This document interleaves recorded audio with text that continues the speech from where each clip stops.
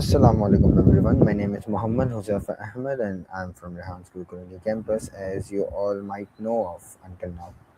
And for this review video, the video which I watched for TEDx, the TEDx talk, is Teaching with the Brain in Mind by Dr. Julie Willis. So we are going to talk about it today, and I'll be honest with you for this video. This is one of the talks that actually makes you stop and rethink something assumed you already understood. So the first question in mind is, who is Dr. Judy Willis? Well, she spent 15 years as a board certified neurologist, studying the brain, understanding how it functions at the deepest level. And then instead of saying in medicine, she went back to school, got her teaching credential, and spent another 10 years in an actual classroom with actual students. The combination is rare. She's not a researcher guessing what classrooms feel like, and she's not a teacher guessing what the brain does. She's both. And that's exactly what makes this talk so credible and so compelling.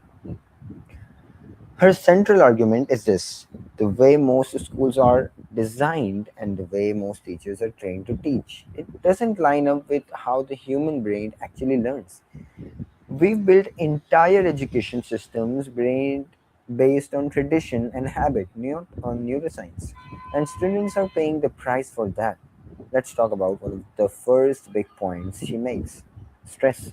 And I don't mean just feeling a little nervous before a test, I mean the kind of low grade, constant anxiety that a lot of students carry into the classroom every single day. Fear of being wrong, fear of being judged, and fear of failing. Dr. Willis explains that when the brain perceives that kind of threat, it triggers a stress response. And in that state, the brain's priority is survival, not learning. Information stops moving into long term memory. Creativity shuts completely down, and critical thinking becomes almost impossible. So, classroom that runs on pressure and fear isn't just uncomfortable, it's neurologically working against the students inside it. Now, flip it around. She talks about dopamine, the brain chemical associated with reward, pleasure, and motivation.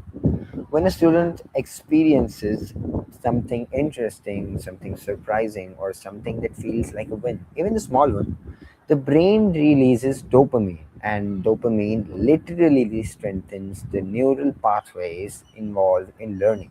It makes the brain want to come back for more. So, engagement isn't just a nice to have in a classroom, it's actually the mechanics through which learning gets locked in. And also, she goes deep on the concept of neuroplasticity, and this is one of the most powerful ideas in the whole talk. Well, neuroplasticity itself means the brain is not fixed, it is constantly reorganizing itself, building new connections and strengthening pathways based on experience. So, the idea that some students are just not smart or not capable, that's not supported by neuroscience. Every brain has the capacity to grow. Then the question is whether the environment around that brain is giving it the right conditions to do so. And that brings to her what I think is the heart of the talk: the teacher's role. She argues that when you understand how the brain learns, your whole approach to teaching changes. You stop thinking about how to cover content and start thinking about how to create experiences. You become intentional about reducing threat in the room. You build the moments of curiosity and discovery. You give students small wins that keep dopamine flowing. You design for the brain and not just for the curriculum.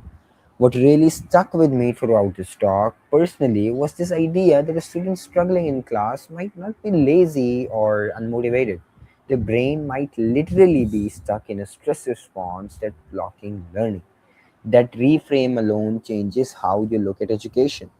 And this talk is genuinely worth your time, whether you're a student, a teacher, a parent, or just someone who's ever sat in a classroom and then wondered why nothing was sticking.